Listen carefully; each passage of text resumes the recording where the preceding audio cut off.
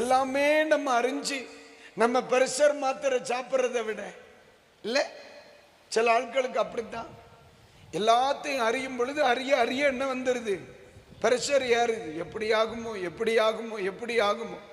எல்லாம் அறிஞ்சு மாத்திரையும் கையுமா நடக்கிறத விட ஒண்ணுமே தெரியாம வாழை கண்ணும் கையுமா நடக்கிறது நல்லது இல்லையா? அதுதான் சொல்றேன். நமக்கு எது தெரியலையோ அது யாருக்கு தெரியும்? அவருக்கு. அவர் யார் தெரியுமானே? அவர் நீதி உள்ள நியாயாதிபதி. அவர் என்னைக்கும் என் மேலும் பட்சபாதம் பார்க்கிறவர் அல்ல. இவரை குறித்தும் பட்சபாதம் பார்க்கிறவர் அல்ல. இவரை குறித்தும் பட்சபாதம் பார்க்கிறவர் அல்ல. உங்களை குறித்தும் பட்சபாதம் பார்க்கிறவர் அல்ல. அவர் நீதியை நீதியாயும் நியாயத்தை நியாயமாயும் நடப்பிக்கிற கர்த்தர். அதனாலதான் இந்த இயேசுவை நாம் பிரசங்கிக்கிறோம். அல்லேலூயா, அல்லேலூயா. அப்ப நம்முடைய ஆண்டவருக்கு எது தெரியும்? இருளில் இருக்கிறவைகளை தெரியும். ஆமென். அதனால இந்த முதல் நாள் இரவிலே சொல்றேன், யாராகிலும் ஏதாவது பேசிட்டா ஒன்னும் புரிஞ்சுக்கிடுங்க. அதை அறியணும், வழக்காடணும், கேட்கணும். அதுக்கெல்லாம் நிக்கப்படாது. ஒரே வார்த்தை இவர் சொல்லுவார்ல, அபிரகாம் சொல்லுவார் தம் பிள்ளையின் இடத்துல, கர்த்தர் பார்த்து கொள்ளுவார், கர்த்தர் பார்த்து கொள்வார். அழகான வார்த்தை. உன்னை குறிச்சு இப்படி எல்லாம் பேசுறாங்க, கர்த்தர் பார்த்து கொள்வார். உன் குடும்பத்தை குறிச்சு இப்படி எல்லாம் பேசுறான், கர்த்தர் பார்த்து கொள்வார். என் ஊழியத்தை குறிச்சு இப்படி எல்லாம் கர்த்தர் பார்த்து கொள்வார்.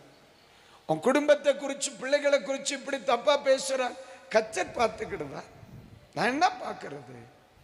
அவன் நீதி உள்ள நியாயாதிபதி. எனக்கு தெரியாதது அவருக்கு தெரியும்.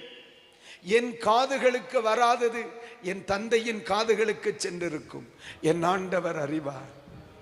யெகோவா ஈரே, யெகோவா ஈரே.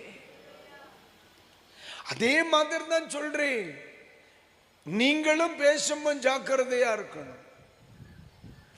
எனக்கு விரோதமா அவன் பேசுறத கர்த்தர் பார்க்கிறார் அப்படின்னு அல்லேலியா சொல்ற நம்ம, அவனுக்கு விரோதமா நாம் பேசுறதையும் கேட்கிறாரே.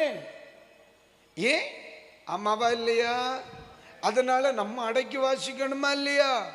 பக்கத்துல லைட்டா பார்த்து சொல்லுங்க, அடக்கி வாசிக்கணும், கர்த்தர் கேட்கிறார். சொல்லுக்கா. ஏன் என்ன குரு குரு குருன்னு பாக்குறது? என்னட்டையா சொல்ல சொன்னேன். ஆமென். நம்ம என்ன சொல்லுவோம்? உனக்கு விரோதமா எழும்புகிற ஆயுதம் வாய்க்காமல் போகும் என்று சொன்னீரே, அதுதான் நானும் சொல்லுதேன், அவனும் சொல்லுதான்.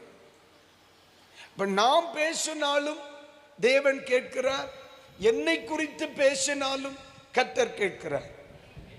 அதனால ரெண்டு பேரும் யாருக்கு முன்னால வரணும்? நியாயாசனத்துக்கு முன்னால வரணும். அதனாலதான் சொன்னார், இருளில் இருக்கிறவைகளை அறியத்தக்க ஒரு தெய்வம் உண்டு, அடக்கி வாசி.